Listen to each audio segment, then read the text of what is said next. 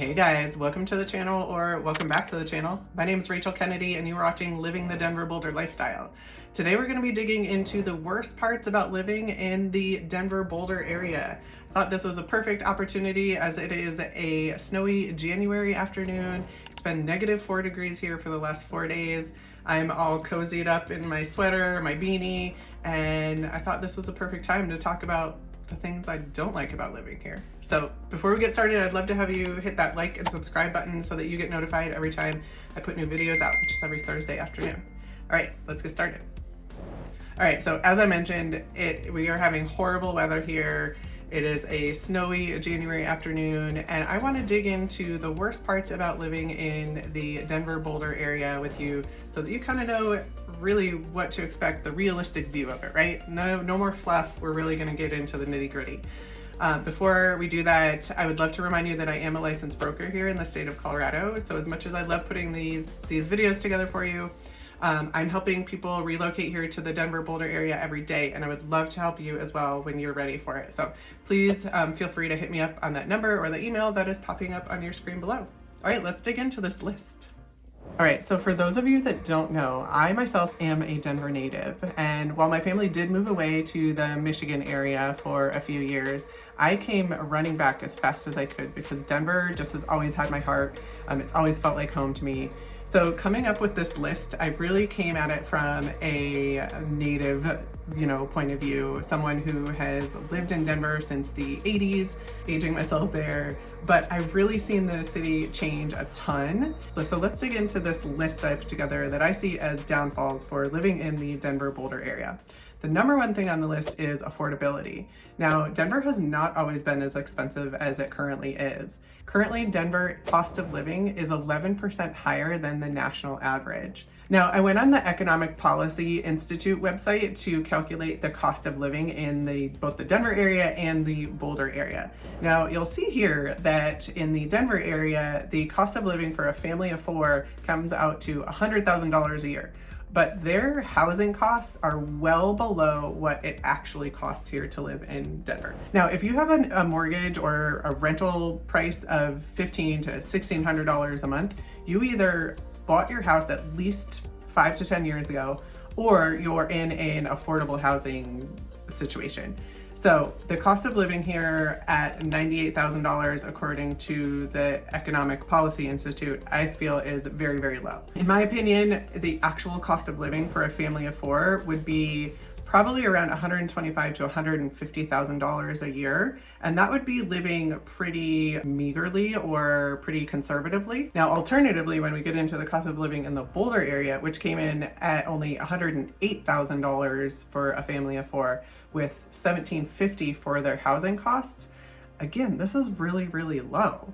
I mean, the average cost of a property in Boulder is over $900,000. For you to have a $1,700 payment on an average $900,000 home, you're gonna have to come with 90% down. All that to say, it is quite expensive to live here in the Denver Boulder area, and the housing affordability is probably our number one cost that's driving that up.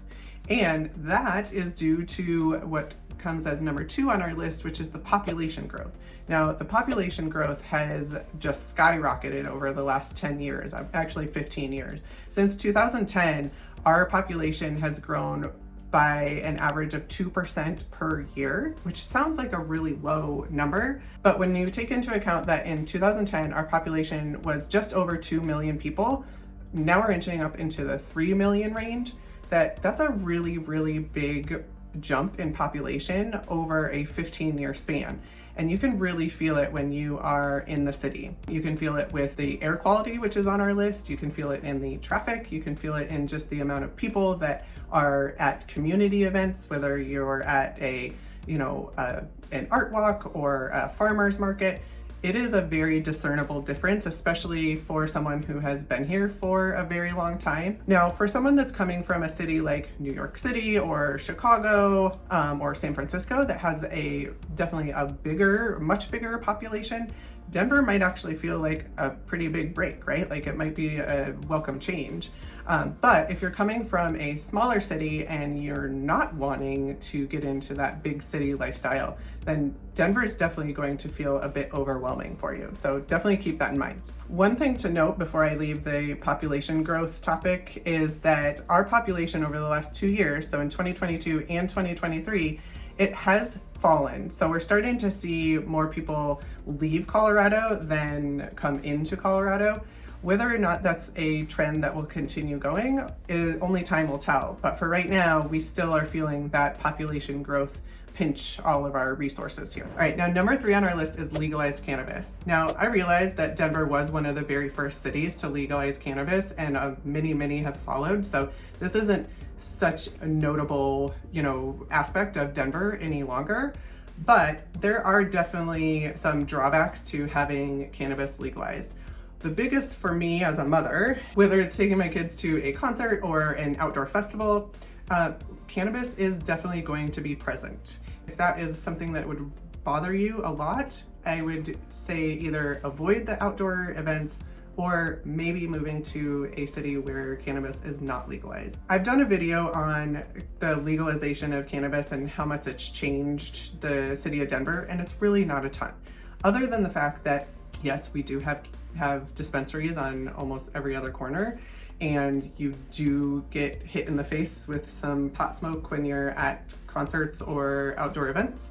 Other than that, it's not a huge difference to what Denver was before. Keep that in mind. If cannabis is a huge no-no for you, it does exist here in Denver, and while it's not a huge part of the culture, you will run into it.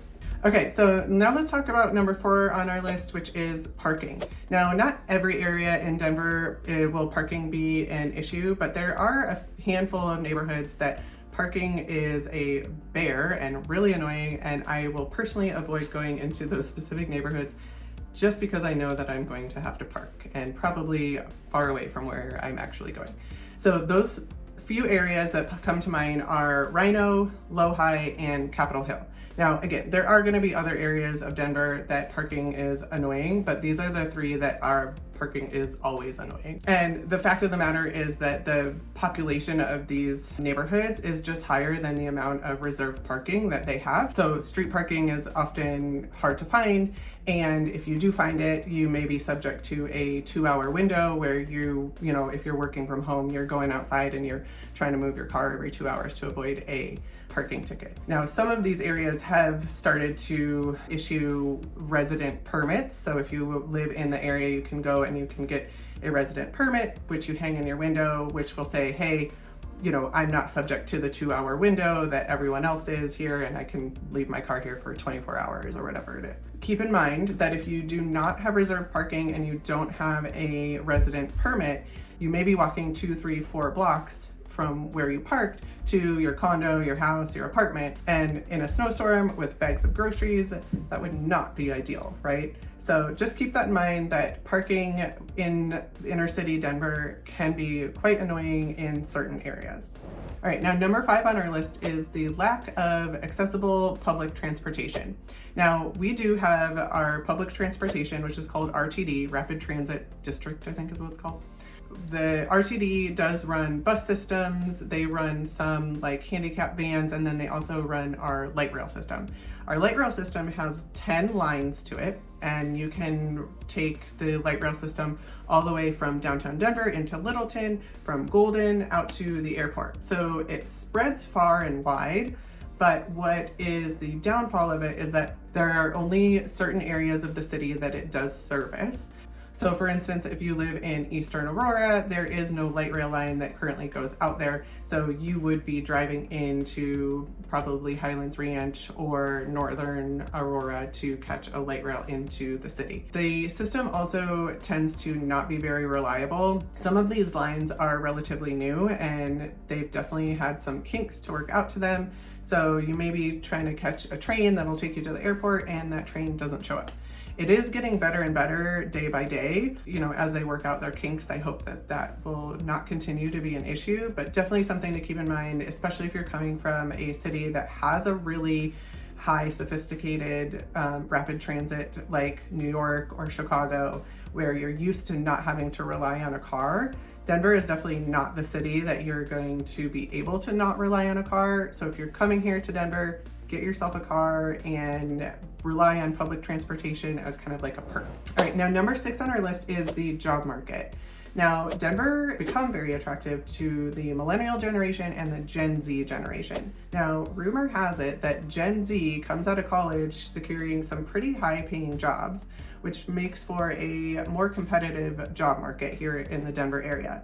Now, while Denver's economy is always been pretty strong, and Denver is still attracting big industry headquarters such as aerospace and tech. These are definitely growing industries here in the Denver area, but the job markets in these industries tend to be quite competitive, and Denver is definitely a who you know kind of city. So if networking isn't in your repertoire, I would definitely suggest that you get comfortable with it because it'll make your job hunt a lot easier. All right, now number 7 on our list are long winters. We tend to get our first snow before Halloween, believe it or not. It is not uncommon for kiddos to be out trick-or-treating, bundled up in winter coats and winter boots. So if you are headed out here, definitely buckle up for a long winter. March tends to be our snowiest month of the season.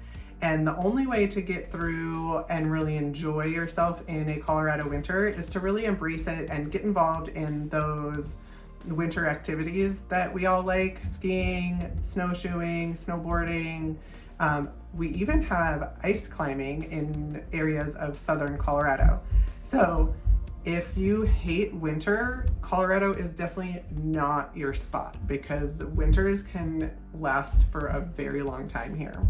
And going along with our long winter trend, number 8 on our list is dramatic weather. The weather tends to have its own bipolar personality here.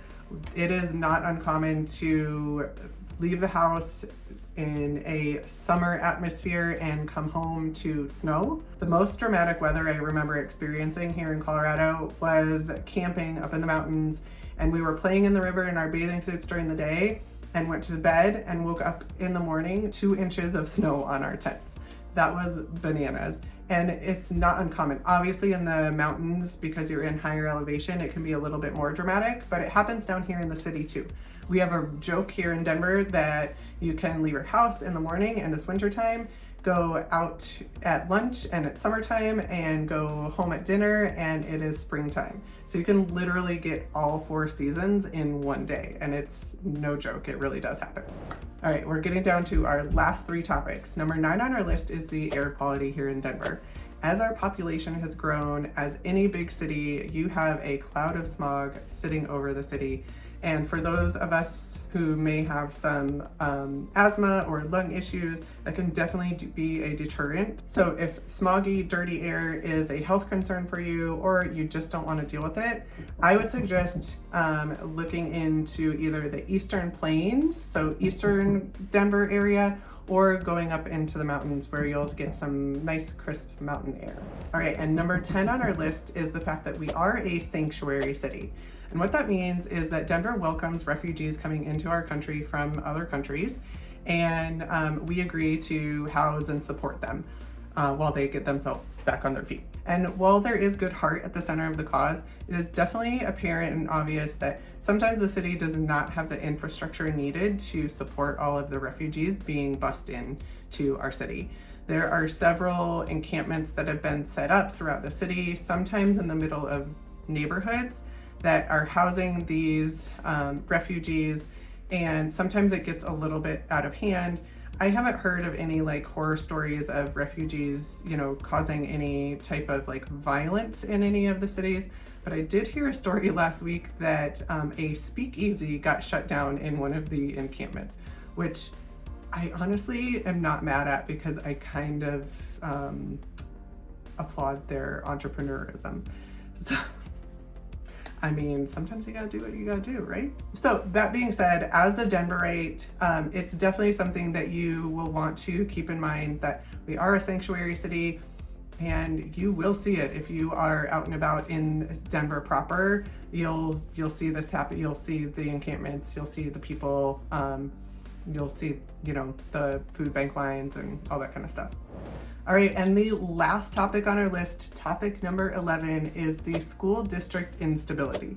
If you've watched any of my past videos, I talk often about the fact that we have a couple of districts here in the Denver area and the Boulder area that get very high accolades, and they are great public school options. But on the flip side, we also have a handful of districts that have a lot of instability, whether it is politics within the district.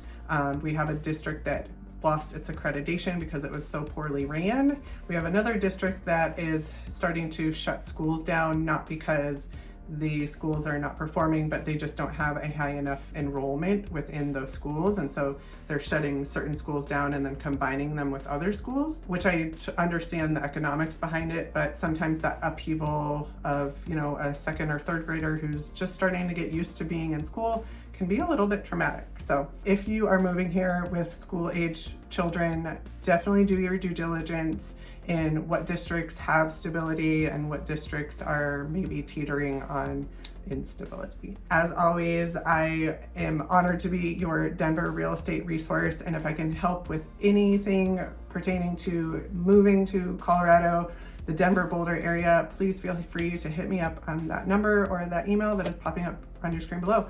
I am the person that responds personally. So until next time.